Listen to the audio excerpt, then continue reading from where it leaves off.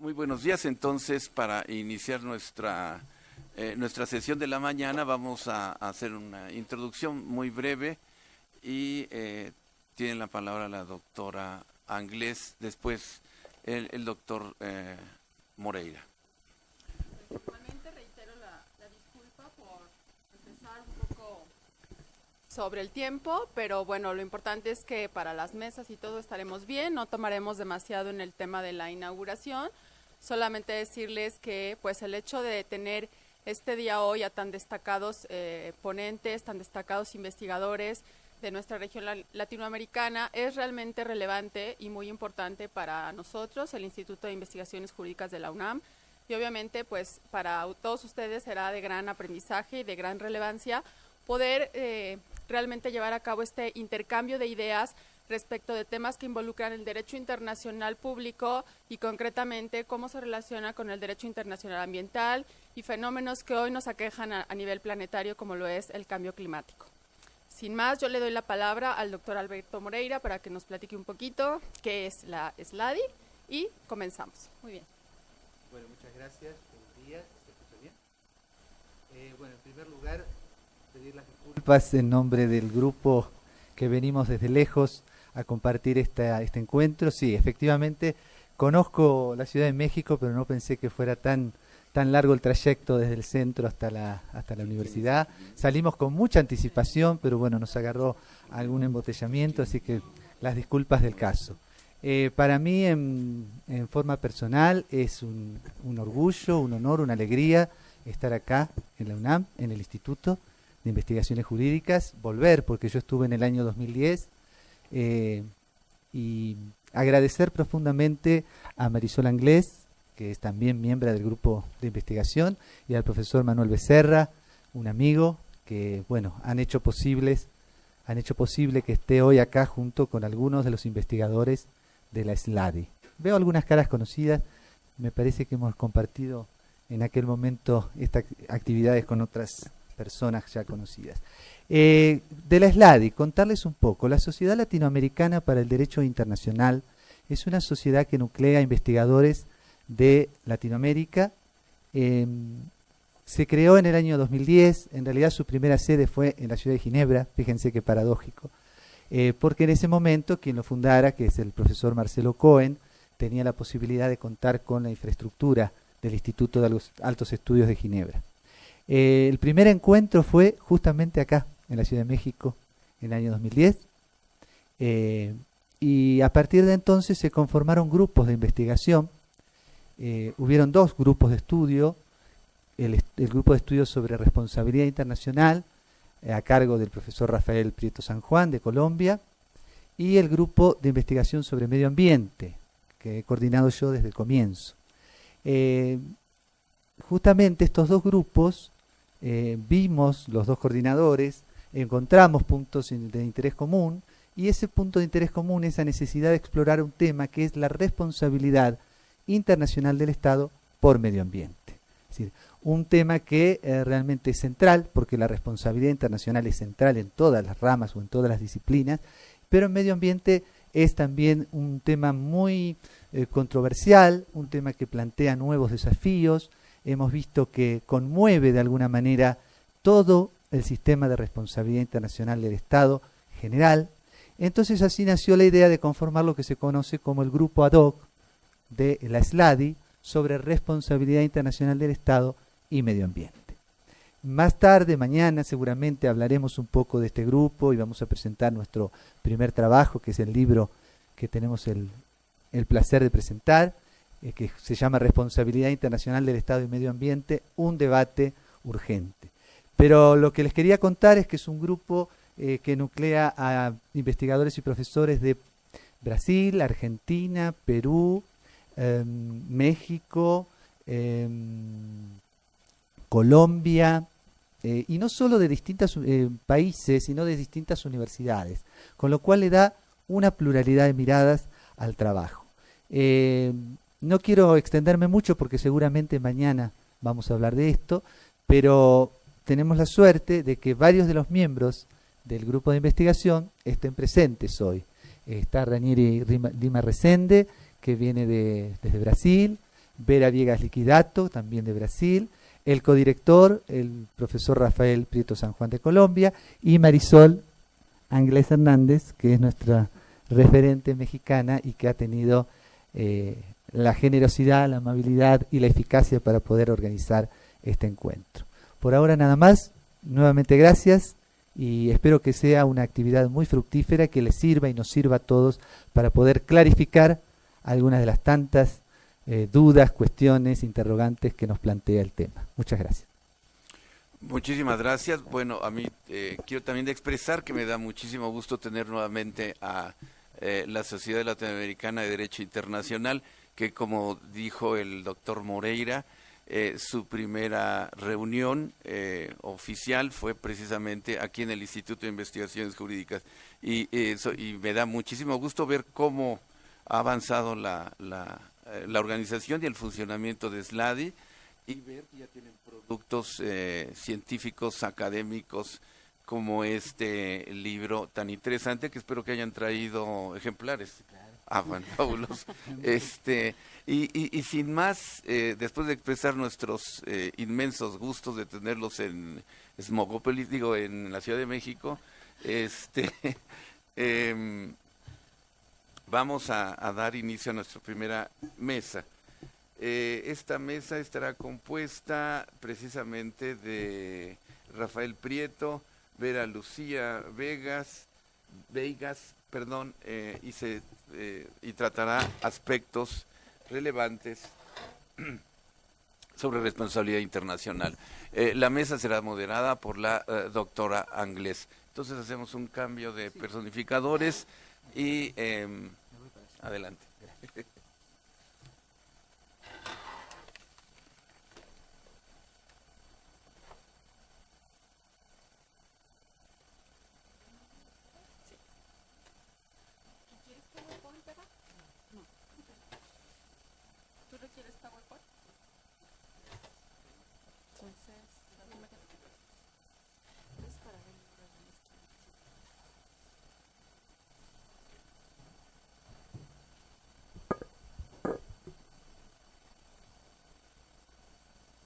Bueno, con todo y pese a todo, empezaremos más que ingleses, 8 minutos antes de lo acordado. Entonces, pues reitero mi gusto de compartir esta mesa con estos dos colegas tan queridos respecto de los que hemos trabajado juntos temas que nos interesan a todos. Si ustedes han tenido oportunidad de revisar el programa del encuentro, pues lo que tratamos de hacer desde un punto de vista metodológico y ir desde lo más general para poder llegar a lo más particular. Evidentemente, el fenómeno del cambio climático antrópico pues nos implica a todos, pero también desde el punto de vista internacional, pues el derecho internacional público juega un papel muy importante en el logro de mecanismos de acuerdo, solución de controversias y otras muchas vías que podemos tener al frente. Le doy la bienvenida a mis dos colegas, Rafael Prieto San Juan y Vera Lucía Viegas. Voy a leer una brevísima síntesis curricular de cada uno de ellos y luego le daré 20 minutos a la voz, iniciando con la profesora Lucía Vera, y después tendremos un intercambio de 20 minutos aproximadamente para preguntas y respuestas con ustedes, para que no sea solo un monólogo. Empezaré con el currículum de Vera Lucía Viegas Liquidato. Ella es doctora en Derecho Internacional por la Universidad de Sao Paulo. La tesis escrita en la Universidad en la Facultad de Derecho de Granada. Es especialista en Derecho Internacional Humanitario por el Comité Internacional de la Cruz Roja y especialista en Derecho Romano por la Universidad Sapienza de Roma. También es especialista en Derecho de la Integración por la Universidad Vergata de Roma y es profesora de Derecho Internacional de Diplomacia en la Facultad de Derecho de San Bernardo do Campo y en la Fundación del Comercio Álvarez Penteado. Vera, bienvenida. Corre tiempo. Sí, muchas gracias. Gostaria inicialmente de agradecer por esta invitación. É um gosto para mim estar aqui. É minha primeira vez acá nesta universidade. Agradeço então a la UNAM, a la persona da professora, a doutora Marisol Ángeles Hernández. Agradeço também ao professor Dr. Manuel Becerra Ramírez por esta oportunidade de estar acá e conhecer vos outros e falar um pouquinho sobre a responsabilidade internacional. esta primeira mesa que abre este evento, que é um evento muito interessante para nós outros que nos gusta a teoria general de direito, este tema muito importante para todo o direito internacional, para todos os ramos do direito internacional, que é a responsabilidade internacional. Esta primeira mesa é uma mesa mais general que habla sobre os aspectos relevantes sobre a responsabilidade internacional. Vamos fazer recorrido histórico e falar pouquinho de lo que se plantea na teoria general, para já começar a preparar o terreno para que depois nossos outros companheiros puedan aprofundizar-se diretamente nas questões que dizem respeito a la responsabilidad internacional del Estado por violaciones ambientales. Y pido también perdón, yo no hablo español, yo soy brasileña, vengo de Brasil, no hablo español, entonces voy a hacer muchos errores, voy a tentar hacerme comprender, pero pido perdón ya desde ya por mis errores. Bueno, quando se habla de la responsabilidad en general, tanto no direito interno quanto no direito internacional, sempre que se habla em responsabilidad, tem junto todo um discurso sobre a culpa. Quando há responsabilidade? Há responsabilidade quando alguém hizo alguma coisa e tem culpa de lo hecho danoso que ha causado. Então, na linguagem coloquial, sempre decimos, não é minha culpa, não tenho nada a ver com isto. E sempre se pide, que me desculpe. Desculpar é justamente quitar a culpa. Então, toda esta questão da responsabilidade gira em torno de alguns elementos que podemos pô-los assim, como para que haja responsabilidade, tem que haver hecho, uma ação ou omissão culposa. A responsabilidade empieza com a teoria subjetiva, a teoria da culpa, a ação ou omissão culposa. Daño e nexo de causalidade. Este daño é causado por essa ação ou omissão culposa. Então, podemos ver que está entranhado no centro da responsabilidade a questão da culpa. E isto vai a passar por todo o que se ha desarrollado da teoria da responsabilidade. A culpa estará sempre presente, de um modo ou de outro, a culpa estará sempre presente. O que se passou no direito interno foi que se alcançou avanço no direito interno, se evoluiu pouco da responsabilidade subjetiva, que é essa responsabilidade que necessita a culpa, para discurso com o avanço da tecnologia, outros modos novos industriais de produção de mercancias, discurso da responsabilidade objetiva, também conhecida como responsabilidade por risco, é simples hecho de hacerse cargo de uma atividade, assume-se qualquer risco, se algum dano se causara em decorrência desta atividade, se tem que pagar uma indenização. Esta é a responsabilidade objetiva, também conhecida como responsabilidade sine culpa, responsabilidade por risco. Então, temos isto no direito interno.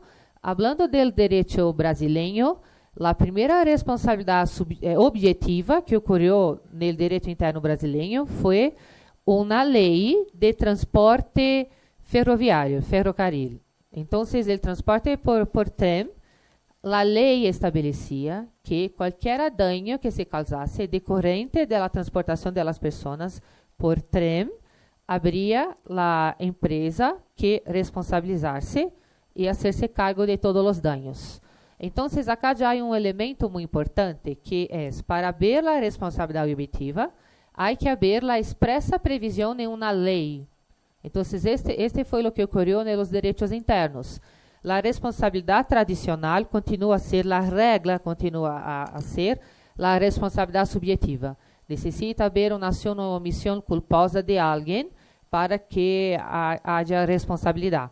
A responsabilidade objetiva começou com os transportes por trem e depois se espalhou essa responsabilidade objetiva para qualquer meio de transporte e também para as produções de mercancias, pero sempre havendo a expressa previsão legal.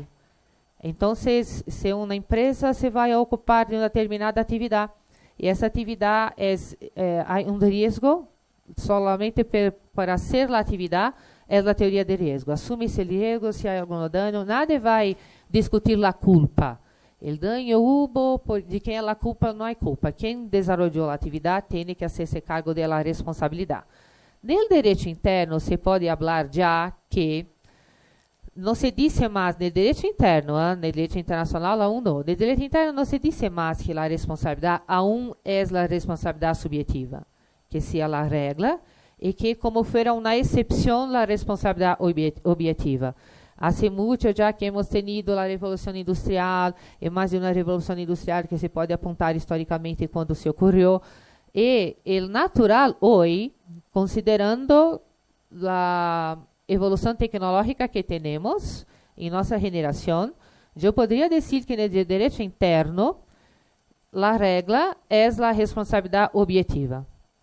Hoy tenemos muchos más casos de responsabilidad objetiva no direito interno que responsabilidade subjetiva. A responsabilidade subjetiva continua existindo no campo das relações privadas, no campo dos contratos, no campo do inadimplemento contratual. Aí sim se vai a discutir a questão da culpa por parte dos contratantes, quem está no polo ativo da relação jurídica, quem está no polo passivo.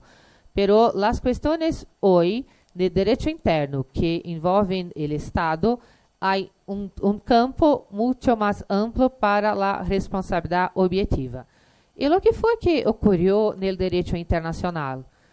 No direito internacional, sempre quando se habla de responsabilidade, este tema vem junto com a discussão de los direitos e los deberes de los Estados. Para falar-se em responsabilidade, há que ter este discurso todo que está no pano de fundo de la responsabilidad, que son los derechos y los deberes de los estados. Y la doctrina clásica, la doctrina tradicional de derecho internacional, cuando habla de los derechos y los deberes de los estados, como el propio tema sugiere, empezamos siempre por los derechos. Entonces tenemos acá toda uma evolução do fundamento do direito internacional, que não há como escapar. Quando nasce o Estado, que tem o marco simbólico do nascimento na Paz de Westfália, 1648, com a assinatura dos dois tratados de Paz de Westfália, que encerram a guerra de todo aquele período, que simbolicamente representa o nascimento do Estado.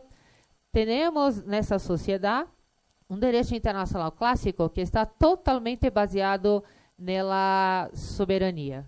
A soberania de los estados seria o fundamento do direito internacional, e temos acá a teoria da soberania do Estado como sendo o fundamento do direito internacional, ou seja, apenas vincula um Estado aquilo que o próprio Estado quiso que se vinculasse. Então, temos as costumbres que os estados, pelos seus próprios hechos repetidos, a prática com a convicção da obrigatoriedade, criam uma norma costumbreira para este estado, ou também as voluntas, a teoria das voluntas do estado, a soberania, a celebração de um tratado, o pacta sunt servanda. Sempre temos o comportamento do estado. O estado só vincula ao estado algo que o estado quiso que se lhe vinculasse, algo que o estado diretamente quiso e formulou, expressou esta vontade.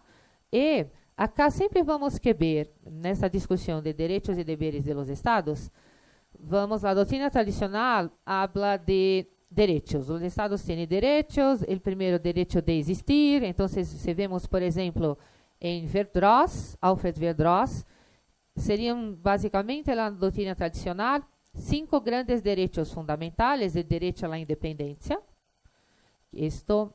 Acá, neste momento, não há independência de ex-colônias se separando, se tornando independente de suas metrópoles. Não, esta questão do direito da independência é o direito da existência, que eu sou um grande império marítimo e eu não admito intromissão interna em minha soberania. Eu sou soberana, eu admito que outros estados existam também, que outras potências também existem, pero eu tenho jurisdição em meu território, o outro rei acá não manda nada, Então, essa questão da independência é muito interessante, que está totalmente calcada na soberania.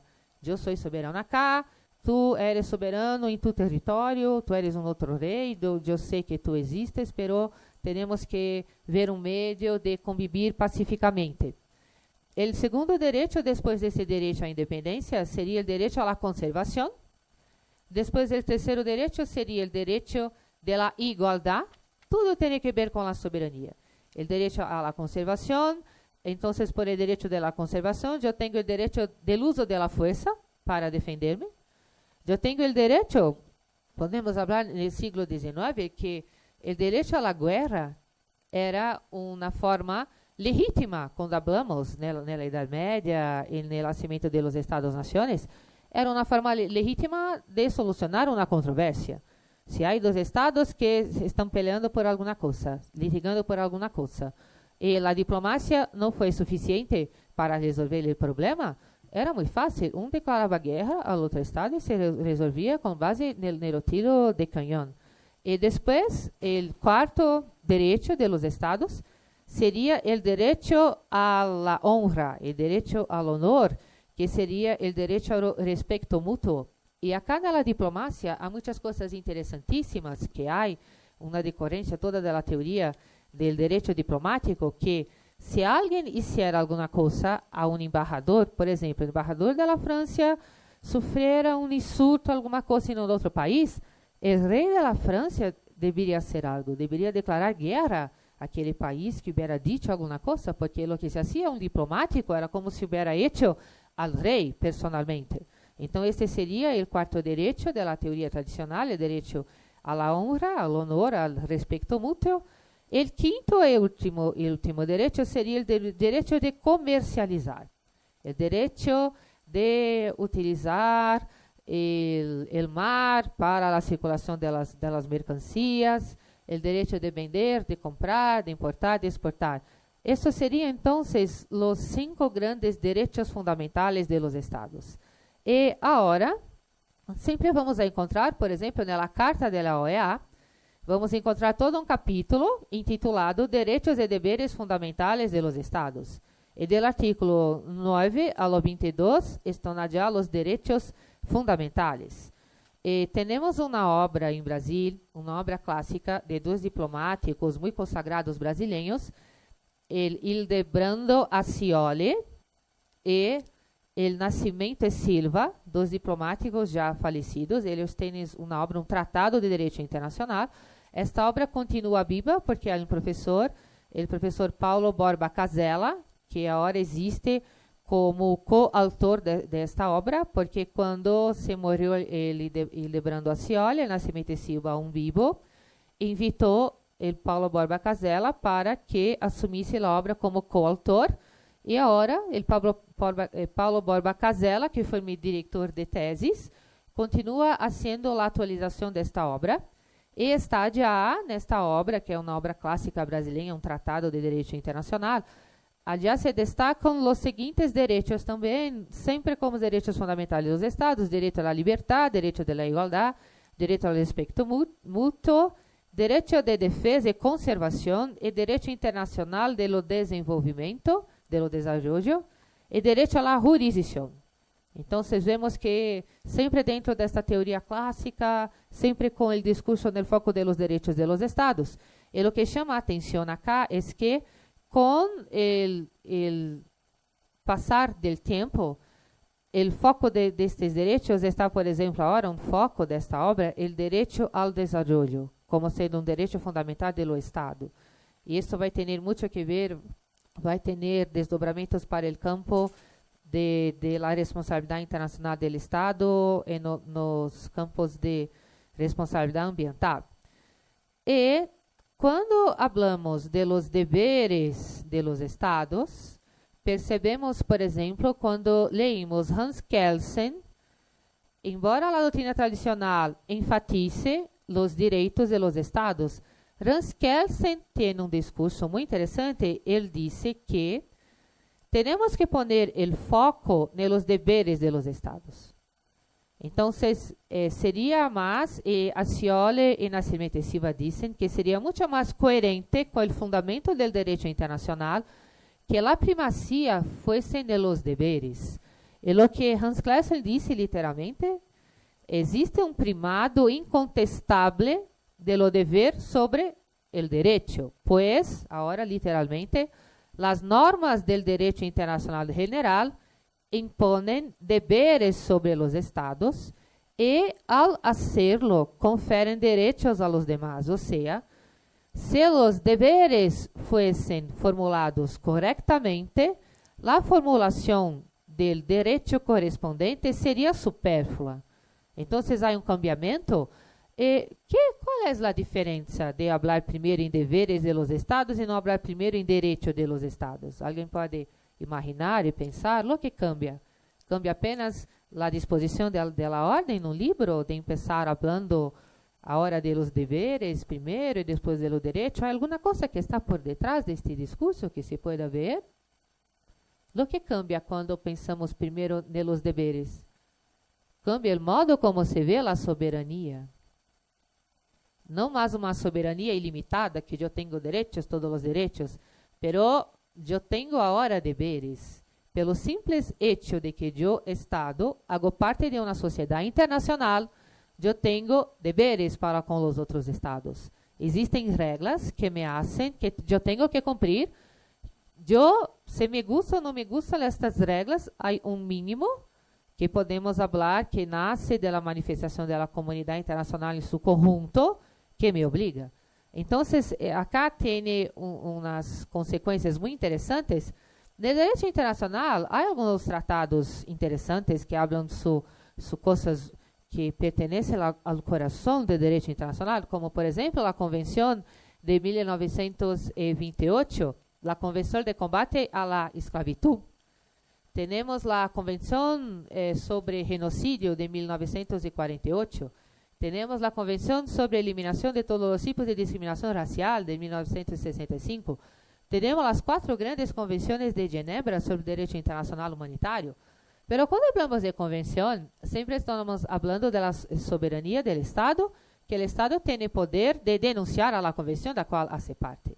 El Estado tiene el poder de, yo soy signatario de esa convención, pero voy a denunciarla. Y lo que pasa es que hay reglas de derecho internacional que no importa si el Estado no hace parte de ninguna de estas convenciones, son convenciones que codifican reglas preexistentes y no es la convención que crea la obligatoriedad del Estado de no poder practicar la esclavitud, del Estado no poder practicar genocidio y tanto más. Entonces acá hay un cambiamiento y cuando hablamos de los deberes de los Estados, acá tenemos que comentar que en la 7ª Conferencia Internacional Americana, la Convención sobre Derechos y Deberes dos Estados y sobre Asilo Diplomático, la Convención de Montevideo, que é uma convenção de 1933, que habla, mira que interessante, sempre, primeiro os direitos, Convenção sobre Direitos e Deveres de los Estados, que essa convenção é de 1933, o foco era a existência política do Estado ser independente do reconhecimento pelos demais Estados. Se leemos esta Convenção de Montevideo sobre Direitos e Deveres de los Estados, havia uma preocupação muito grande de para que eu existiera, não necessito que todos me reconozcan como Estado. Então, começamos a ver que empieza a haver uma ruptura e hablamos agora de los deberes de los Estados hoje. E quando hablamos de los deberes de los Estados, temos que ir diretamente a todas as subramas do direito internacional. Então, não há que ter uma convenção que diga a Convenção sobre os deberes de los Estados, como temos convenções sobre direitos. Não temos que ter uma convenção general que diga quais são os deveres básicos. Vamos a encontrar todos estes deveres de los Estados hoje nas subramas do direito internacional. Então, temos aún os direitos tradicionais, o direito internacional clássico do século XVII era um direito internacional bicefálico, que teria 2 cabeças, o direito da guerra e o direito da paz. No direito da paz, temos os direitos do tratado e o direito do mar. Hoje, no direito internacional contemporâneo, certo que aún existe o direito da guerra, o direito dos tratados e o direito do mar, mas temos muitas outras subramas novas, o direito da integração, Direito Internacional do Comércio, Direito Internacional Penal. E quando começamos a falar sobre os direitos fundamentais das pessoas humanas, o direito internacional ambiental, acá há um câmbio. Acá a primeira coisa que se tem que fazer é enxergar os deveres e a responsabilidade internacional dos Estados. Pierre-Marie Dupuy, em sua obra de 1984, na página 21, disse que a responsabilidade constitui o epicentro de um sistema jurídico. A natureza de los derechos, a estrutura de las obrigações, a definição de las sanções por sua violação, tudo converge e se mistura em la responsabilidade, em conexões lógicas e de estreita interdependência.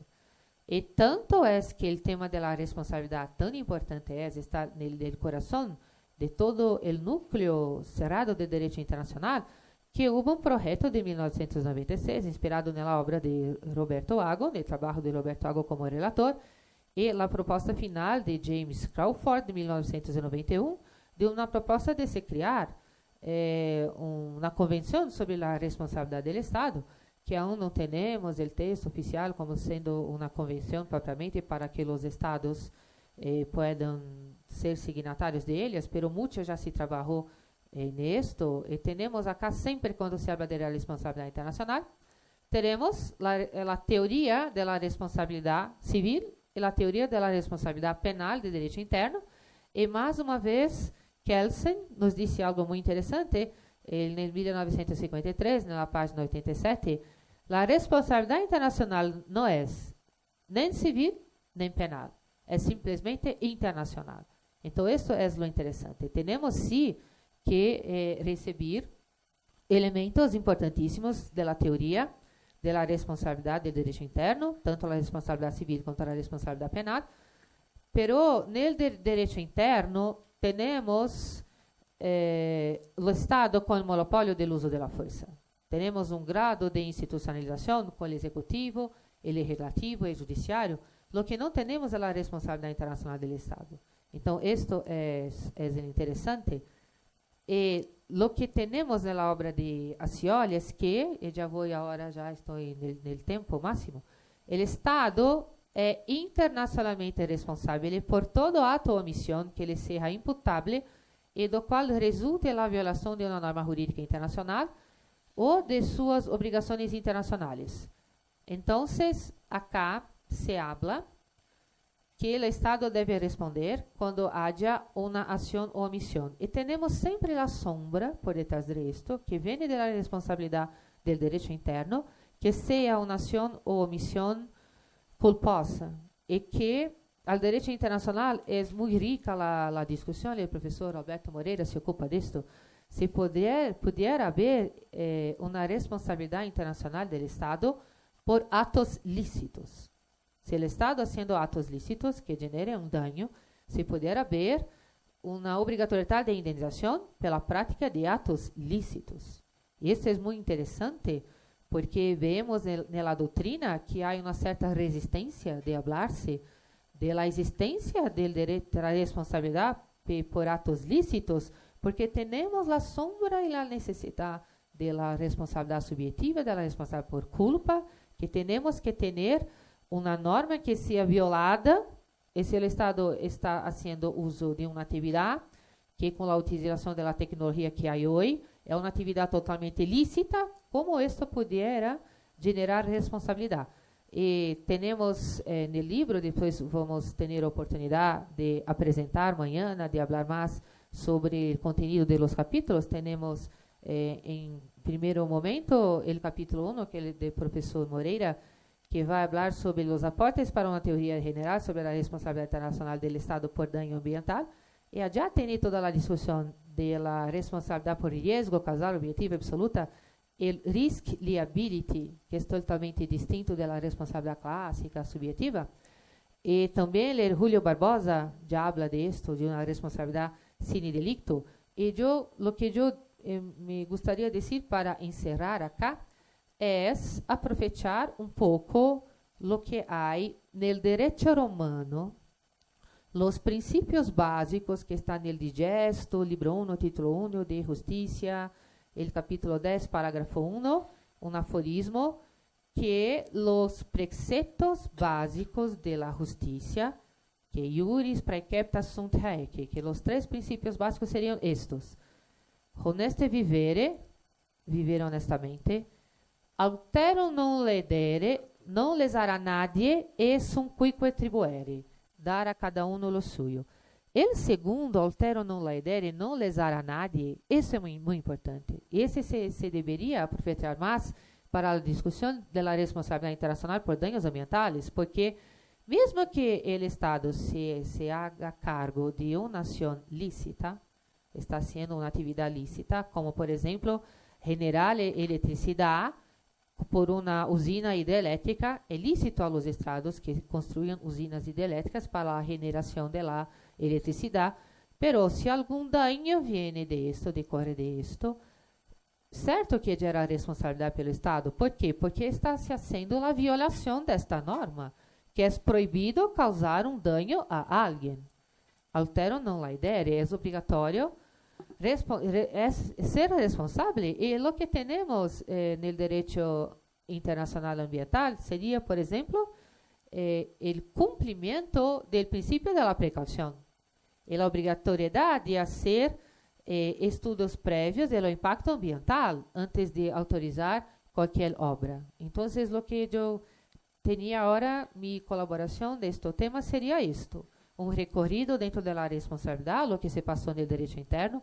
Sempre é muito importante falar de uma teoria general de direito internacional, e não está totalmente descolgada da teoria general que existe no direito interno, mas se tem que fazer uma diferença grande e um cambiamento de foco, não mais de los direitos de los estados com uma soberania absoluta, mas agora de los deberes, numa soberania mitigada, numa sociedade internacional contemporânea, com direito internacional contemporâneo, com bases diversas do direito internacional clássico, e caminhar para isto, que existe sim. Não temos que, os internacionalistas não temos que ter medo de romper com a teoria tradicional e dizer com todas as palavras que existe sim uma responsabilidade internacional por atos lícitos. E se genera dano, isso é muito importante para a responsabilidade por danos ambientais, se genera dano, assim que responsabilizar o Estado. Então, graças a isso.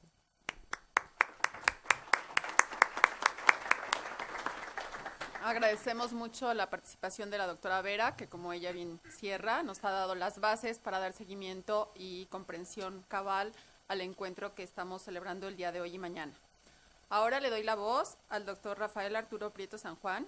Él es doctor en Derecho por la Universidad de París II, en la cual obtuvo también el título de especialista y magíster en Derecho Internacional Público.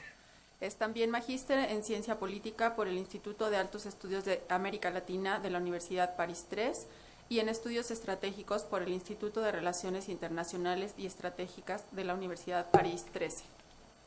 Es director ejecutivo de la Sociedad Latinoamericana para el Derecho Internacional, líder del Grupo de Investigación de Estudios de Derecho Público, codirector del Centro de Estudios de Derecho Internacional Francisco Suárez y profesor titular de la Facultad de Ciencias Jurídicas de la Pontificia Universidad Javeriana.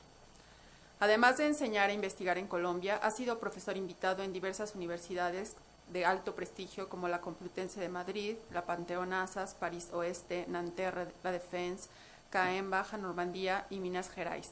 También ha sido conferencista y panelista en diversas universidades del país y del extranjero. Es cofundador de la Academia Colombiana de Derecho Internacional y es a la vez miembro del Instituto Hispano-Luso-Americano de Derecho Internacional y como de la Sociedad Latinoamericana de Derecho Militar y de Derecho de la Guerra, asimismo de la Sociedad Francesa para el Derecho Internacional, y también lo ha sido de las homólogas europeas y latinoamericanas, donde actualmente funge como director ejecutivo y director del Grupo de Responsabilidad sobre Responsabilidad Internacional. Entre sus obras más recientes destaca la edición académica sobre Derecho de Litigio Internacional, el fallo de La Haya en la controversia territorial y marítima, Crímenes de guerra, además de la edición de Desastres de Derecho Internacional y Protección de Víctimas. Recientemente, con el doctor Alberto Moreira, pues la obra que tenemos el gusto de presentar, La Responsabilidad Internacional del Estado y el Medio Ambiente, un debate urgente. Con mucho gusto le damos la bienvenida y la voz al doctor Prieto San Juan. Muchísimas gracias, Marisol. Muchísimas gracias profesor Manuel Becerra. De verdad son tantos los sentimientos de agradecimiento, de calidez, que me cuesta trabajo tratarlos con esa distancia y ese formalismo. Espero que me excusen.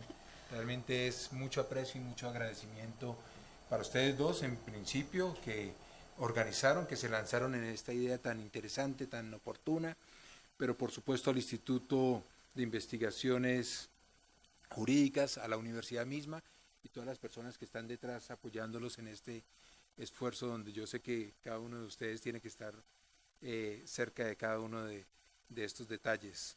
Una complacencia absoluta de encontrarnos nuevamente acá, Manuel, Alberto, por supuesto Marisol, donde nos hemos encontrado en otros escenarios, y por supuesto con Ranieri, que está allí también, con Vera y con otros autores que están en este momento ausentes, pero que han estado muy presentes a lo largo de todo este trabajo y que empieza a ver sus frutos con un producto concreto como es el libro, del cual tendremos posibilidad de platicar más adelante, más a fondo, el día de mañana.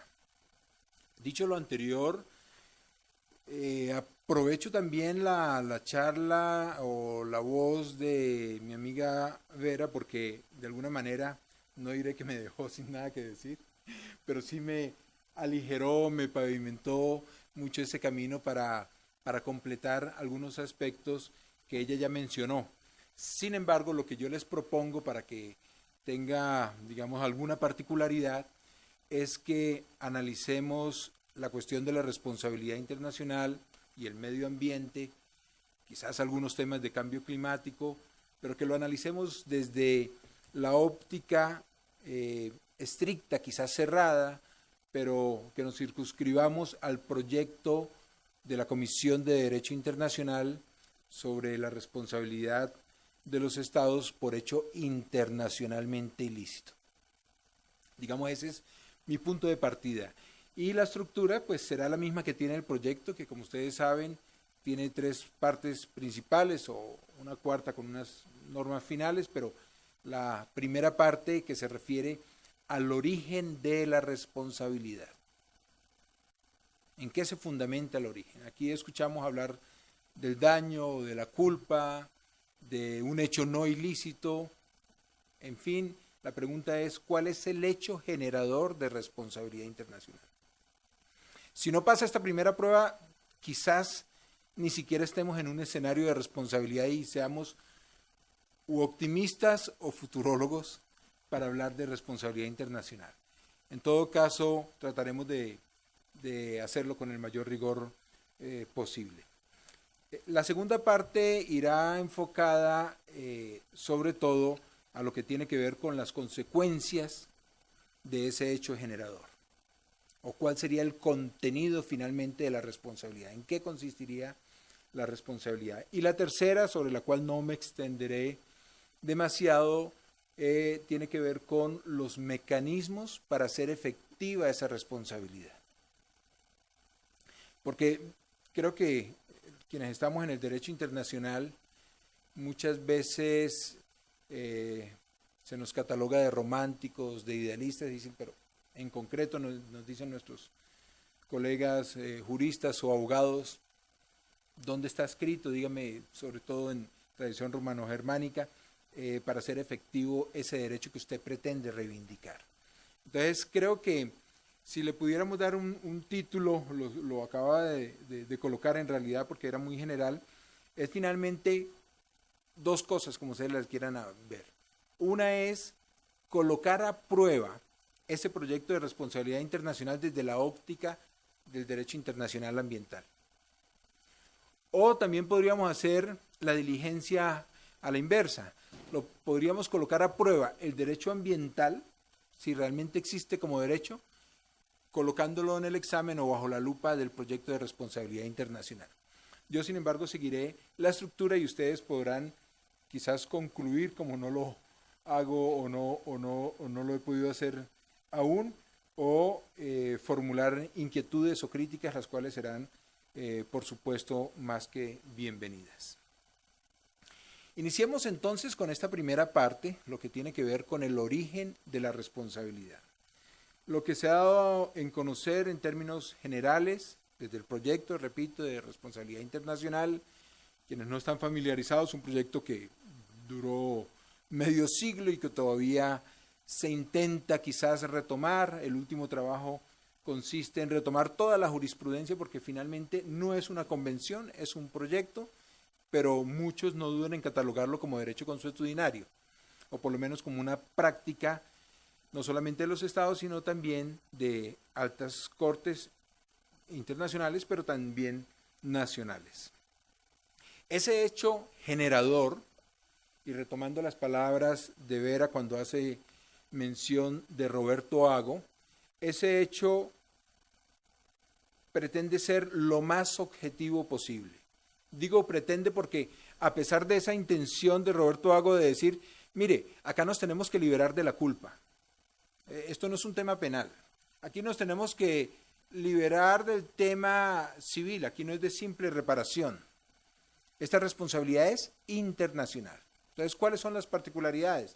Aunque encuentre ciertas intersecciones, por ejemplo, con el derecho administrativo, o con el derecho constitucional, o incluso con el derecho penal, a pesar, lo reitero, de que se le quiso excluir ese elemento subjetivo como es el de la culpa.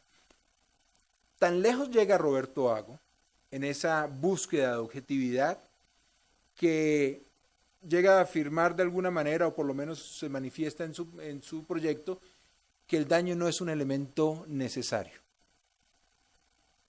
Primer gran reto. Y si estamos en ambiental y no probamos daño, ¿qué responsabilidad? ¿Cierto? Entonces yo me voy a permitir retomar esos elementos del hecho generador, que son dos. El primero, algunos lo invierten el orden, esto no es una cuestión de jerarquía. El primero sería el elemento material, es decir, el comportamiento, el hecho material como tal. Consistente, lo dijo Vera, en una omisión o en una acción que violaría una norma internacional. Norma internacional, en concreto, una obligación internacional. Segundo elemento, el elemento subjetivo, que sea atribuible a un Estado. Es decir, estamos en temas de subjetividad internacional. No puede violar el derecho internacional de acuerdo con este proyecto o en sus principios un individuo, un particular, una empresa, una asociación, un grupo. No, es el Estado. Sin embargo, no se puede leer de manera tan estricta porque esa misma teoría permite atribuir responsabilidad a otros entes o personas que no necesariamente son estatales, como lo podremos ver un poco más adelante. Pero el proyecto habla de responsabilidad del Estado, entonces se circunscribe solamente al Estado. Nuestra misión es, si hay otros actores en el medio ambiente, en el derecho internacional que lo puede regular, estaríamos también creando nuevos sujetos de derecho internacional. Creo que es la pregunta que, de la cual se desprenden los interrogantes o los elementos que acabo de mencionar. Tomemos como principio de base, y también lo señaló mi colega, y es que no se trata acá de hechos necesariamente ilícitos. Y yo creo que hay bastante prueba de ello. Por ejemplo, en materia de reparación por objetos lanzados al espacio. No se busca ni la culpa, no es un hecho prohibido, sino simplemente se atribuye al Estado que tiene la bandera, si se puede llamar así, del satélite o del aparato espacial, y debe responder sin buscar nada más. Una especie de culpa, de responsabilidad objetiva. Entonces, ese es un primer gran reto en lo que tenemos. Pero la gran dificultad que yo he podido constatar, estaba incluso leyendo esta madrugada de nuevo a mi querido amigo Alberto, y encontraba o trataba yo de buscar la parte de obligación, y encontraba por todas partes generalmente el deber. Entonces, en términos del derecho, hay una distinción importante entre un deber, que puede ser un deber, digamos, inherentemente de carácter ético, y hay una obligación, que es lo que, digamos, ya en doctrina más kelseniana, sería la norma positiva, ¿cierto? Para nosotros, y a veces tenemos esa discusión con nuestros estudiantes, por la tradición del derecho escrito, pensamos que la norma positiva es el derecho escrito. Para el derecho internacional sabemos que también es la costumbre, ¿cierto? Como fuente formal, puede ser una fuente material, pero es también una fuente formal del derecho, es decir, que crea obligaciones. Entonces, cuando empezamos en esa búsqueda, los juristas, para tratar de decir, existe la obligación, nos cuesta mucho trabajo ubicar esa obligación, y cuando vemos que ya hay una cierta práctica, procuramos un término anglosajón que es el del soft law, o sea, es derecho, pero no es tan derecho, o sea, no es tan riguroso como el derecho, estamos en otro tipo de derecho, ¿cierto? O estamos en un derecho en formación. Entonces ahí tenemos, digamos, unas dificultades importantes, pero cuando, leyendo también al profesor Moreira, encontramos que hay la obligación de cooperación, empezamos a darnos más ánimos. Bueno, yo sí puedo demostrar si se está cooperando o no, a pesar de cierta subjetividad que tiene la expresión. Cuando hablamos de obligaciones de monitoreo, de control, empezamos a tocar de una manera más dura. Pero cuando pensamos en el deber, incluso a veces en los principios, quienes estamos como con la lupa, con el microscopio para encontrar la norma jurídica, tenemos ciertas dificultades. Por lo menos hablo del caso personal. Entonces necesitamos irnos a la conferencia de Estados partes, a las convenciones marcos por lo menos, para poder encontrar esa obligación o ese deber, por lo menos ese deber estricto en el cual podríamos atribuir su acción, su cumplimiento o su omisión a un Estado. Pero enseguida entramos a la parte de la subjetividad o de la atribución. ¿A quién se le puede atribuir responsabilidad? Por supuesto, eso está resuelto al Estado, ¿cierto? Pero el problema que tenemos es que en temas medioambientales y ecológicos, no solamente el Estado es quien está actuando. Tenemos empresas, en nuestra obra van a encontrar importantes contribuciones, señalo el de mi querida amiga y colega Marisol Ángeles Hernández, sobre el tema de la expropiación, en Colombia en particular, por medio de la consulta popular a las comunidades, se han cancelado licencias de explotación minera. Enseguida tenemos las demandas por inversión. Entonces, definitivamente, antes que dar la razón al uno o al otro, lo que encontramos es que también las comunidades, las empresas, son actores fundamentales y pueden reivindicar ciertos derechos en el ámbito interno como en el ámbito internacional. Tenemos jurisprudencia, en nuestra obra también la encontramos, jurisprudencia de la Corte Interamericana de Derechos Humanos, y creo que este es uno de los retos más importantes. Si no la explosión, por lo menos la ampliación de la categoría de sujeto de derecho internacional, titular de derechos y obligaciones por su definición más precisa. Ahora, si logramos comprobar que ese deber, aunque sea deber, genera unas consecuencias, una respuesta, una reacción, podríamos empezar a darle un cierto matiz jurídico, pero a la vez tendríamos que examinar si se cumple o tiene una cercanía con una obligación, si existirían circunstancias excluyentes de responsabilidad. Y ahí sí que encontramos muchas. ¿Por qué? Porque, digámoslo crudamente, a pesar de lo triste que ello nos ponga, el medio ambiente no importa en situación de conflicto armado. Lo sentimos, una necesidad militar, un daño colateral, pero digamos no tiene esa importancia que quienes deseamos proteger y queremos ver con mayor fortaleza el derecho ambiental lo podría tener. Puede suceder también en términos de inversiones extranjeras, por supuesto, de macroproyectos. Podríamos preguntarle a nuestros colegas brasileños sobre lo que le importó al Estado las opiniones de la Corte Interamericana sobre la construcción de una represa, ¿cierto? Entonces ve uno que hay cierta debilidad y que esas circunstancias excluyentes de responsabilidad, si se invocan ante un Estado que causa un daño, van a pesar más que el daño mismo. No me voy a detener en jurisprudencia, no sé cómo vamos con el tiempo, dejé de mirarlo acá, pero creo que 5 minutos es suficiente. Muchas gracias. Pasemos a la segunda parte. ¿Cuáles serían entonces las consecuencias o el contenido de la responsabilidad? Me parece muy interesante observar los casos y tratar de construir una teoría como lo hace Alberto, y creo que ahí hay aspectos para desarrollar en el segundo tomo. Tendría que ser cuál sería el contenido de esa responsabilidad si es que la hay. Por una parte, y creo que se podría demostrar, continúa la obligación jurídica. No es por el hecho de que haya una violación de que ésta cese, ¿cierto? Al contrario, las obligaciones que se hayan adquirido continúan a pesar de una violación.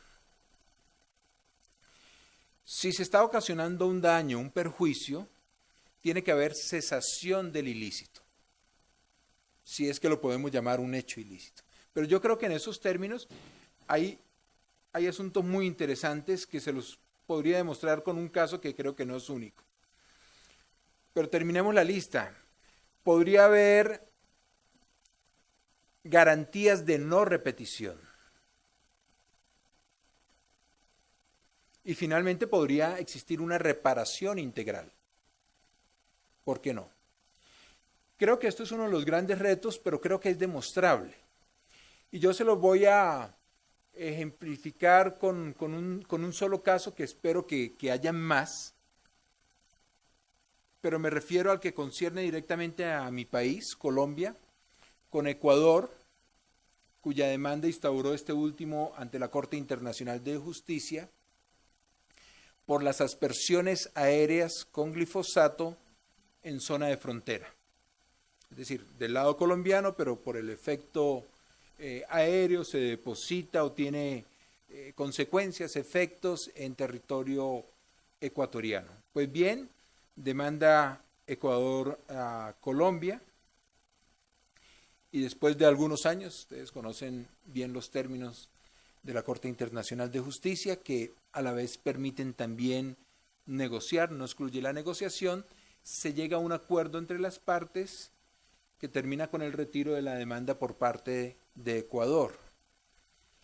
Y supongo, como hubo arreglo, todos los internacionalistas quedamos como fieras esperando para criticar la Corte qué había dicho o qué no había dicho, y no tuvimos ese placer, pero sospechamos que en el escrito se hablaría seguramente del principio de precaución, no solamente del deber de evitar un daño transfronterizo, sino aquel que obligaría al Estado, lo colocó un condicional, Germán Puy estaría feliz fue mi director de tesis, estaría feliz con ello, por supuesto desde Gachicobo, Nayimaros, pero además fue el abogado de Ecuador. Yo quería que fuera el abogado de Colombia, pero cuando lo invité me dijo que ya era el abogado de Ecuador, y creo que habrá argumentado, estoy especulando por supuesto, habrá argumentado muy bien que Colombia tenía un deber de precaución, que a pesar de que no se hubiese probado científicamente el daño que podría ocasionar la aspersión con glifosato, se debería evitar dicha actividad esperando un resultado más concluyente. ¿Qué diría Colombia? No se ha comprobado, ¿cierto? No hay estudios concluyentes sobre el daño que alega Ecuador. Sin embargo, esto se resuelve, curiosamente, creo que por la misma cifra que estaba pidiendo Ecuador, con $15 millones para apoyar el desarrollo en la zona de frontera. Hice un pequeño derecho de petición a mi gobierno, creo que no les gustó mucho, pero me dicen, eso no es reconocimiento de responsabilidad. Nosotros no reconocimos responsabilidad. Lo único es que queremos desarrollar la zona de frontera, pues por los 15 millones de dólares que pedía Ecuador, y desarrollarlo del lado ecuatoriano. Cosa curiosa. Entonces eso me lleva a mi último punto, señora Presidenta, si me permite, y es los modos o los mecanismos de hacer efectiva la responsabilidad. Entonces no nos olvidemos, aquí hay una gran oportunidad y es la negociación directa. Todos los mecanismos de solución no judicial están a la disposición y son quizás los que más funcionan. De Estado a Estado se negocia. O por vía de acuerdos multilaterales, no formales, también se podría hacer. Por supuesto, no tengo, digamos, documentación científica, pero creo que cabe todas las posibilidades de un tercero que pueda intervenir a título de conciliador o de mediador, o incluso como árbitro, ya dándole quizás un carácter más judicial, de todas maneras vinculante para las partes. Y definitivamente el de los tribunales internacionales. ¿Qué es lo que nos demuestran los tribunales internacionales? Que se puede, por medio de la práctica y de la interpretación judicial, a veces conservadora, generalmente conservadora cuando se trata de práctica interestatal, progresista cuando se trata de derechos humanos, pero se puede ir concretando o transformando ese deber en una obligación con la identificación de la norma a través del mecanismo judicial y la jurisprudencia que constituyen estos tribunales. Estamos hablando no solamente de Corte Internacional de Justicia, Tribunal Internacional del Mar, otros que en principio no tienen nada que ver sino con intereses económicos, Organización Mundial del Comercio, también tenemos importantes decisiones, las tenemos también en el Tribunal de la Unión Europea, en la Corte Europea de Derechos Humanos y por supuesto en nuestra querida Corte Interamericana de Derechos Humanos.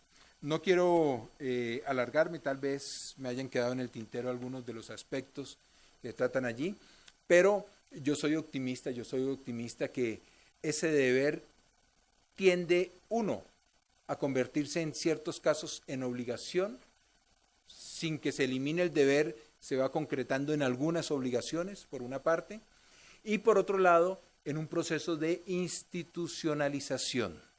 Es decir, los estados, no sin reservas, no sin reticencia, van aceptando poco a poco que un tercero con carácter de autoridad, con una decisión vinculante, pueda intervenir. Los pasos no son agigantados ni son absolutamente acelerados, pero creo que se está trabajando en ese sentido y comprender un poco la necesidad del Estado, las reticencias del Estado y las necesidades de la humanidad. Eso nos haría volver quizás a Estocolmo o incluso a Río, teniendo en el centro al ser humano como parte actoral de este medio ambiente.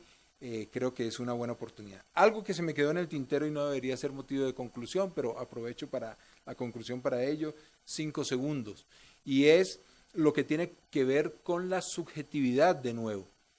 ¿Es el medio ambiente sujeto de derecho internacional o definitivamente es un derecho fundamental de las personas? Eso también se va a plantear allí. Muchísimas gracias.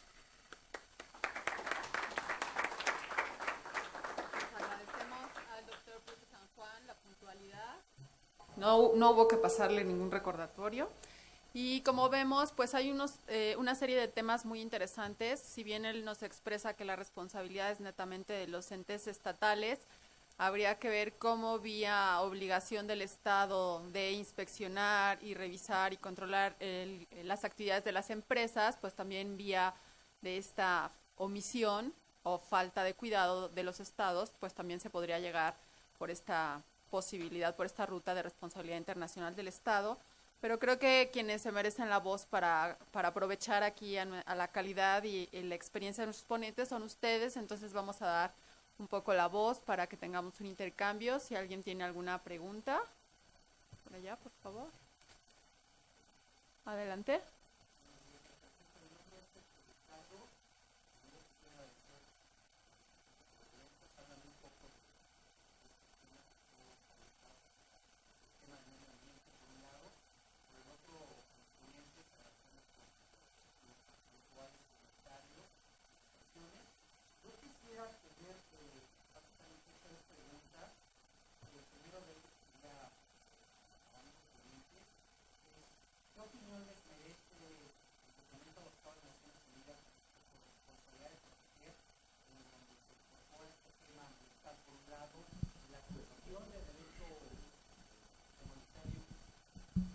Perdón, decía que qué opinión les merece el documento emanado en Naciones Unidas titulado Responsabilidad de Proteger, que incorpora estos temas, incluyendo el tema de derecho humanitario, en donde pues los impactos ambientales que tienen las guerras como tal.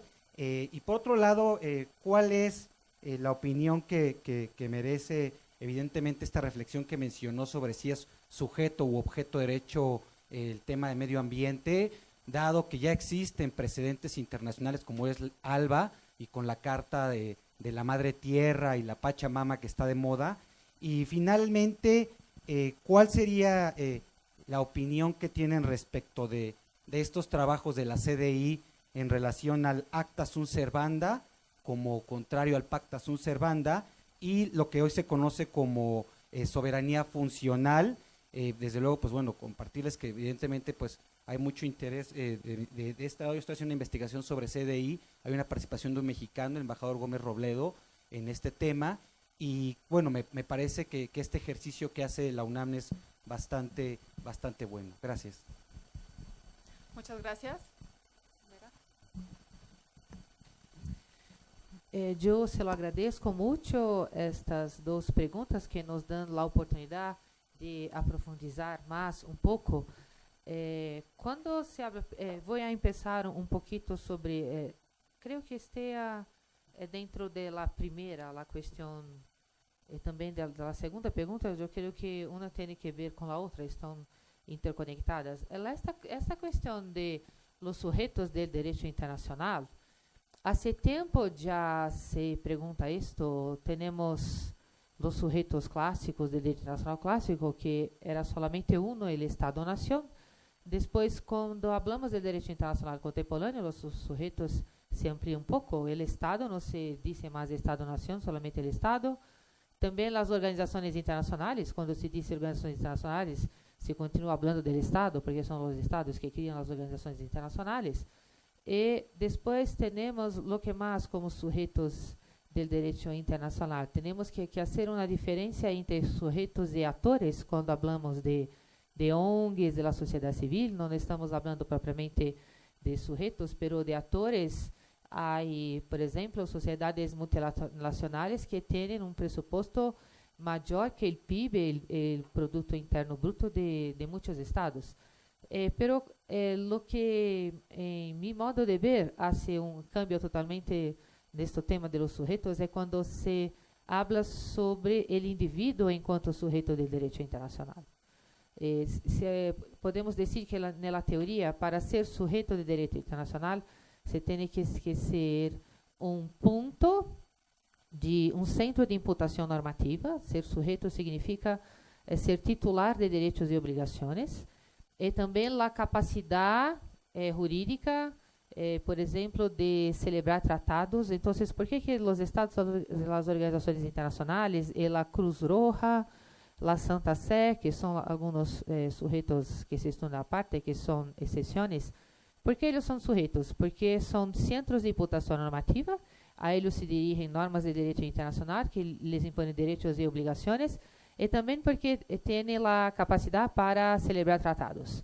Y cuando se pregunta, por ejemplo, si el individuo es o no es sujeto de derecho internacional, de mi punto de vista, sí que el individuo es sujeto de derecho internacional. El individuo sería el sujeto de derecho internacional por excelencia, porque todo lo que hay en el derecho internacional tiene directamente un interés en el individuo.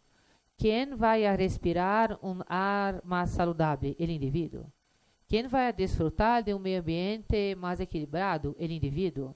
Todo que el derecho internacional hace es en pro del individuo.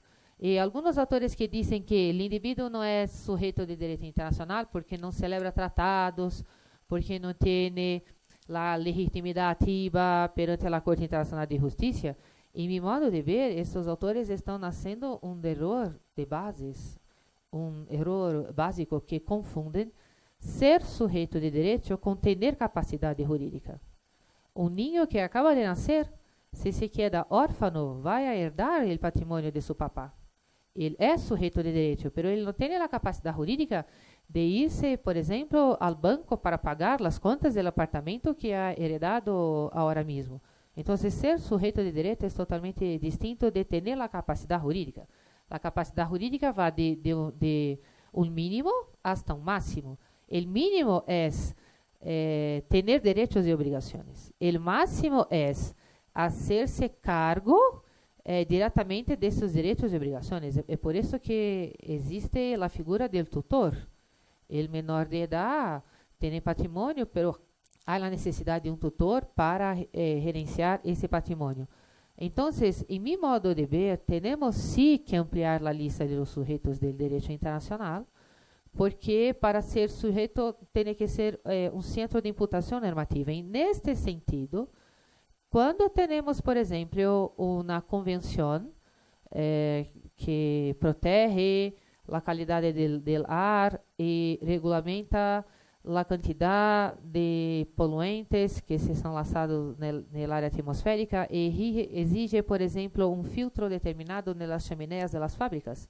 Si un Estado adere a este tratado, son las empresas que deben seguir todo esto. Entonces, todas las reglas que existen del derecho internacional, el derecho internacional no se cumple en un espacio estratosférico. Cuando decimos, tenemos esta costumbre, tenemos este principio de derecho internacional, tenemos ese tratado que está en vigor por ese Estado. Eso no se cumple en un espacio estratosférico, se cumple justamente del interior de los Estados, porque el espacio internacional es también el territorio de los Estados. Entonces, sí que podemos hablar del medio ambiente como sujeto, porque de esto decorren derechos y obligaciones. Yo creo que sí. Hay una discusión toda si el medio ambiente es un derecho fundamental de la persona humana. Entonces, estamos hablando del individuo y tenemos jurisprudencia nesse sentido. Si un particular se perjudica porque hay en su calle una fábrica que polui mucho el medio ambiente y este particular está com enfermidades, dificuldades respiratórias, seu Estado é responsável, porque ha permitido esta fábrica de funcionar, ha dado um alvará de funcionamento para que esta fábrica pudiera fazer sua atividade. Então, esse tema é muito interessante em mi modo de ver. Temos que ampliar a lista de los sujetos de direito internacional. Temos que fazer a diferenciação entre ser centro de imputação normativa. ¿Y quién centro de importación normativa? Las normas del derecho internacional inciden a quién para dar derechos y obligaciones. A todos los sujetos del derecho interno también. Son las empresas que tienen que obedecer todas estas reglas y también los individuos. Y sobre la cuestión de la responsabilidad de proteger, este es un punto interesante y reciente del derecho internacional que tiene mucho que ver con el derecho internacional humanitario. Que por um lado a ideia é esta, eu Estado tenho que intervir quando há interesses de particulares que eu tenho que proteger, pero por um outro lado também é um pouco peligroso, porque, por exemplo, quando temos lá o problema que houve em Geórgia, que a Rússia começou a dizer que a Crimeia se tinha que separar de Geórgia e Rússia disse que havia russos allá. Então, por isso, a Rússia tinha que interferir, pero isso foi totalmente um mal uso da expressão deste Instituto da Responsabilidade de Proteger. Eu creio que a responsabilidade de proteger é um avanço do direito internacional, porque rompe um pouco a barreira, a fronteira muito forte que havia da não ingerência em assuntos internos. Então, se há uma guerra civil interna em Síria, não temos que pensar assim, não tem nada a ver com nós outros, essa é uma questão interna de eles. Se querem o chefe de Estado, Assad é o representante legítimo ou não, essa é uma questão interna. Não, é uma questão que tem a ver com toda a comunidade internacional, justamente por isto. Sim, então, eu agradeço pela pergunta. Muchas gracias por su pregunta, por sus observaciones. Al final, si me lo permiten, lanzaré una contrapregunta porque creo que usted es el que conoce la respuesta respecto de la que creo que conozco. Y me parece muy interesante cuando menciona la responsabilidad de proteger. Fíjense, no he hecho tampoco el análisis jurídico de la cuestión o científico, pero fíjense que ese tipo de responsabilidad permea diferentes ramas.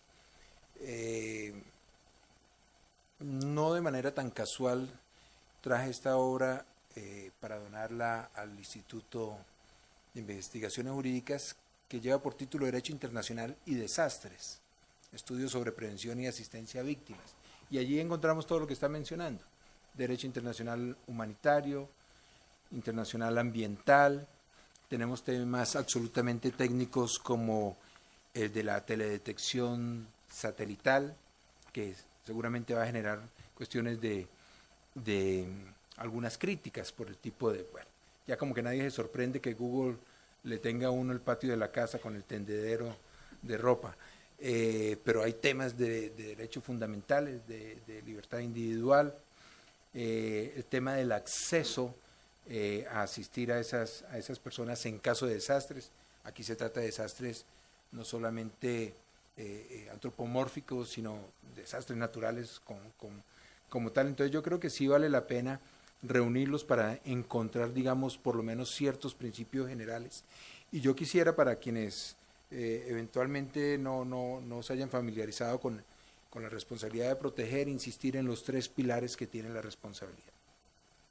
Y el primero, creo que no tiene ningún problema: el Estado territorial es quien tiene esa responsabilidad de proteger a su población, ¿cierto? Eso está claro, ya sabemos, como está formulado en esa nueva visión que quizás Luigi Condorelli y Mario Bettati criticarán, porque ellos son defensores de la intervención humanitaria, ¿cierto? Dicen, esto es lo mismo, esto es un refrito, de pronto no tanto. Ese primer pilar, digamos, creo que nadie lo discute. Si el Estado cumple con sus obligaciones, no hay ningún problema, se cumple el primer pilar. El segundo pilar es la asistencia de la comunidad internacional o de la sociedad internacional. Como pupilo de Pierre-Marie Dupuy, tal vez no nos guste tanto la comunidad como la sociedad internacional, con todas sus diferencias, en la responsabilidad de proteger, incluyendo los temas ambientales, porque la responsabilidad de proteger se ha enfocado sobre todo a temas de graves violaciones de derechos humanos, genocidio, limpieza étnica, como lo llaman, yendo incluso más allá de las 3 categorías de crímenes internacionales. Y el tercer pilar es el que va a colocar definitivamente problemas, y es la posibilidad de sustituirse al Estado, ¿cierto? Pero le agregue, y esa es la diferencia con la antigua intervención humanitaria, con autorización del Consejo de Seguridad. Entonces imaginémonos el Consejo de Seguridad autorizando incluso el uso de la fuerza, no solamente medidas que no impliquen el uso de la fuerza, por cuestiones ambientales. Creo que eso sería darle un respaldo muy grande. Lo hizo para situaciones de conflicto armado en el caso de Libia, pero hasta ahí llegó. Con Siria se derrumba, ¿no? Eso es como pasar de la asistencia humanitaria en el norte de Irak a los kurdos al desastre de Somalia con los boys devueltos en bolsas negras, ¿cierto? Hasta ahí llegó la intervención, ¿cierto? La intervención parece que se da solamente cuando el Estado es débil, ¿cierto? Cuando el Estado o cuando no existen autoridades que lo puedan representar. Me decía un profesor en París, prefiero no dar su nombre porque su afirmación era un tanto odiosa, y decía, es que finalmente en la Convención sobre Derecho del Mar, sobre la Declaración de Río, pero después también hizo alusión a la de Derecho del Mar, el único que ganó fue Brasil. Le estamos pagando para que cubra toda esa desertificación que está realizando en el Amazonas. Ese es el único que ganó, ¿cierto? Entonces ahí hay un tema que es bastante delicado. El profesor Moreira lo cita en la jurisprudencia, por ejemplo, del Tribunal Internacional del Mar sobre la responsabilidad por actividades de ciertos estados en el área, ¿cierto? Entonces la cuestión es encontrar quizás esa titularidad, y después ya lo uno a lo que comentaba Vera, y es el ius standi finalmente, ¿cierto? Se tiene la capacidad, pero Yo en eso, pues ella no afirmó lo contrario, pero en eso sí tengo una cierta molestia. ¿De qué sirve tener la capacidad si yo no tengo los mecanismos para hacerla efectiva? Así sea por intermedia persona. Y en el tema de los derechos humanos eso es lo que sucede. Hay una subjetividad, obviamente sustantiva, material, pero no adjetiva. Es decir, en muchos casos el individuo no puede llevar en el plano internacional, digamos, su propio litigio. Sabemos que nuestra progresiva Comisión y Corte Interamericana ahora le da a través del reglamento esa capacidad al individuo para poder cuestionar al Estado en estrados, pero convencionalmente no existe esa posibilidad, y todo esto permite ir categorizando las diferentes los diferentes grupos disculpen la redundancia, no encuentro nada más oportuno para decir en el momento, de categorías de sujetos. Pero creo que la opinión consultiva sobre reparaciones por daños al servicio de las Naciones Unidas, un clásico, 51 o 49, Manuel, me contarás con mayor, 49, después fue la de genocidio. Pero esa es clave porque dice, es que la personalidad no es la misma en todos los casos. Vera lo explicó con el caso de los niños, lo podíamos explicar con las personas privadas de la libertad. Ciertos derechos se limitan, ciertos quedan en potencia, ciertos son restringidos, algunos son ampliados, favorecidos, privilegiados, no es la misma, ¿cierto? Entonces, la personalidad existe sin que el contenido sea idéntico, y yo creo que en eso hay una construcción muy, muy interesante. Me encantaría que, en todo caso, que no se vuelva un diálogo, estamos bajo el poder de la presidenta, sobre esas alusiones que hay en el ALBA, yo no las he estudiado con tanto cuidado, de la naturaleza, de la Pachamama, etcétera, y lo invitaría a leer. Yo tampoco lo he hecho porque es que acaba de salir y de hecho no creo que todavía no ha salido la versión completa, sino el comunicado de prensa, sobre una sentencia en la cual de hecho se reversa la inversión extranjera a través de una consulta popular a la comunidad. Eso no es lo sorprendente, eso está en nuestra Constitución, pero lo sorprendente es que se declaran y se reconocen los derechos del río.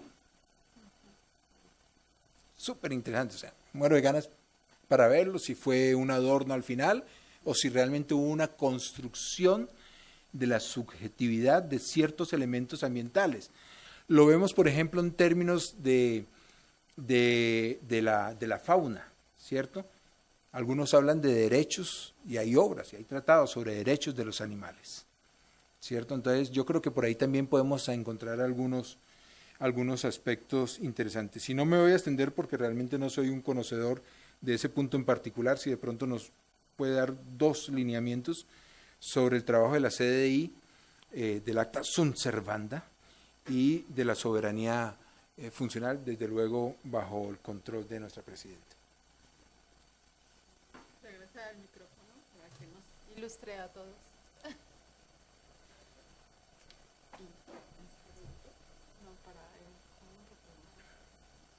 Sergio, ¿es su nombre? ¿Me recuerda el nombre? Hola, sí, Sergio Ricardo. Y bueno, le agradezco primero a ambos por la retroalimentación, la cual es muy, muy valiosa. Y bueno, justamente, nada más antes de compartir esto de acta sunt servanda, ahorita que mencionaba esta sentencia de los derechos del río, hace como un mes salió publicado en el New York Times y en El País una sentencia, extractos de una sentencia de una corte argentina en donde reconocen los derechos humanos de primates argentinos, salen ahí, se les concede mediante la figura ahí que nosotros conocemos como amparo, pero porque es habeas corpus, se les concede estos derechos de protegerse, ¿no? Como tal. Y bueno, justamente la labor y es el comentario es que si bien es cierto uno de los principios de derecho internacional público constituye el pacta sunt servanda, acompañado con inter alia recta, es decir, los tratados van a ser únicamente vinculantes para las partes que participan, y de buena fe en la CDI se han iniciado trabajos para conocer un nuevo principio como se conoce como acta sunt servanda, que este acta sunt servanda no implica el comportamiento positivo de otro Estado de manera concreta para poder decir que se encuentra obligado. Es decir, un acto unilateral, una intervención unilateral puede establecer un compromiso de derechos. Si bien es cierto, algunos autores han referido en la parte de la CDI que constituía más bien un soft law o soft law obligation, si bien es cierto, en la parte ambiental, la mayoría de los tratados son así, de soft law obligation, más que de tratados de derecho duro, pues únicamente la agenda gris o incluso los transgénicos que no se ha podido comprobar siguen siendo soft law obligation. En el caso de acta sur servanda, se han dado ejemplos concretos en donde, por ejemplo, con la administración pasada de Obama, en donde de manera abierta él dijo que participarían en el Acuerdo de París, muchos, evidentemente, bajo este estudio dicen que constituye un ejemplo concreto de acta sunt servanda, ¿no? Con independencia de que ahora tenemos un nuevo presidente con una política ambiental distinta en materia de cambio climático, pues justamente esto es los debates que se están llevando a cabo, toda vez que este tipo de intervenciones, como pueden ser declaraciones conjuntas a veces, pues no pasan con el formalismo legal que requieren para constituir un tratado, es decir, no pasan a revisión por un Congreso o por un poder legislativo que dé un escrutinio o el peso jurídico, la legitimidad jurídica para poder comprometer a un Estado. Si bien es cierto, no lleva este mecanismo jurídico sólido, también lo es que esa expresión de voluntad por parte de un Estado de manera unilateral y que a veces es incluso un compromiso unilateral o un deber como lo manejan, o lo he escuchado que lo manejan algunos autores, pues es justamente el hecho de que se comprometen ante el mundo, como fue el caso de Barack Obama. Pues muchas gracias. El doctor Becerra tiene una intervención. Bueno, esto es muy provocativo porque además es una de las mesas que vamos a tener un poquito más adelante sobre el muro, pero me hace pensar que estoy pensando sobre lo que voy a decir. Te voy a decir que entonces los coyotes que están en la frontera y toda la fauna son sujetos de derecho internacional. Como que no va por ahí la cuestión, y eso le digo, es parte, como lo está mostrando, es parte de la evolución del derecho internacional. El derecho internacional deja de ser un derecho en donde el Estado está en el centro, pero lo que está sucediendo a lo mejor es que estamos reconociendo que el ser humano está en el centro del medio ambiente o como parte de una cadena del medio ambiente. Esa es la cuestión, ¿no? Nos estamos poniendo, ya no somos el hombre, el ser humano como poderoso, sino elemento de un más. Medio ambiente. Y esa es la parte esencial, no tanto quizás la subjetividad. Al final de cuentas, es el medio ambiente que se está protegiendo porque es el inicio y fin de toda una cadena. A lo mejor es una reflexión así de bote pronto, porque a lo mejor nos estamos perdiendo en una discusión sobre si tienen o no subjetividad, al final de cuentas, los ratones esos que están en la frontera, las serpientes, todo eso. Bueno, le damos la voz a Alberto y cerramos esta mesa. Muchas gracias. Yo quería reservarme para el tiempo en la mesa, pero realmente no puedo contener. Igual en mi charla seguramente porque me voy a tocar. Me parece que no es necesario tratar de encontrar subjetividad en el ambiente, en los componentes del ambiente para protegerlo. Me parece que a pesar de lo que se dijo en la mesa, yo creo que hay una relación muy estrecha entre subjetividad y capacidad en el derecho internacional. ¿Y por qué lo digo? No lo digo yo, lo dice Julio Barreri, que es uno de los autores argentinos. Porque el problema es cómo se estructura el derecho internacional. Justamente cómo se puede encontrar, eso sí lo decía Rafael Quinto, cómo podríamos entonces encontrar el titular de ese derecho quien lo ejerce. Es decir, si nosotros le atribuimos subjetividad al medio ambiente, tendríamos que primero pensar quién es el titular del medio ambiente, quién ejerce esa titularidad, quién tiene la facultad para reclamar o protegerlo. Y entonces ahí vamos a encontrarnos en un problema muy, muy grande de efectividad del sistema, que no es necesario, porque nosotros sí reconocemos al ambiente como parte del derecho humano, yo lo dije la Corte Interamericana, lo dice la Corte Europea de Derechos Humanos, que gozar de un ambiente sano y saludable es parte integrante de los derechos humanos. ¿Sí? Y tenemos que ver cuáles son los instrumentos que provee el derecho internacional para hacer cumplir la protección de ese medio ambiente. Ahora, si nosotros queremos, por ese voluntarismo, por la buena protección, atribuir esa objetividad, nos vamos a encontrar con un problema muy grande y entonces vamos a tener que de referenda, decir, bueno, algún organismo internacional tendrá la posibilidad de exigir el cumplimiento de su protección. Ese es el trabajo del libro, hay alguna, digamos, idea, ¿no? Porque hay sistemas creados institucionalmente en algunas áreas de regulación. Porque también eso hay que tenerlo en cuenta. El derecho internacional del medio ambiente se maneja por áreas de regulación.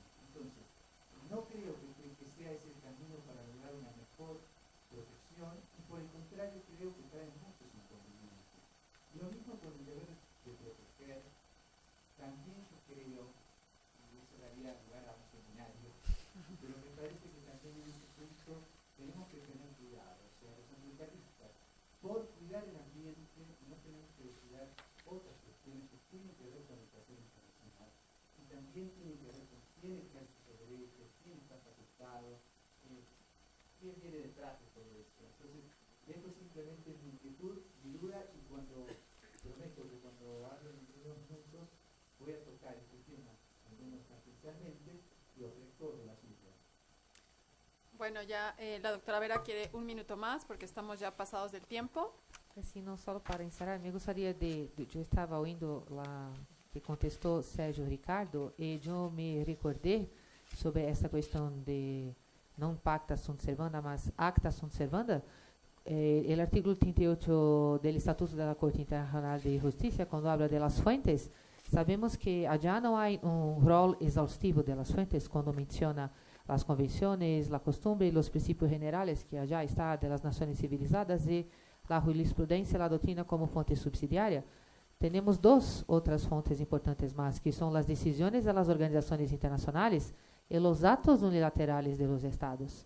Entonces, si te interesa este tema del acta sunt servanda, creo que pudieras ir por ahí también. Los actos unilaterales de los estados son fuentes. Es todo un capítulo aparte de los tratados, hay muchas cosas sobre esto. Se podía aprovechar para el discurso del acta. Pues agradezco mucho a los dos.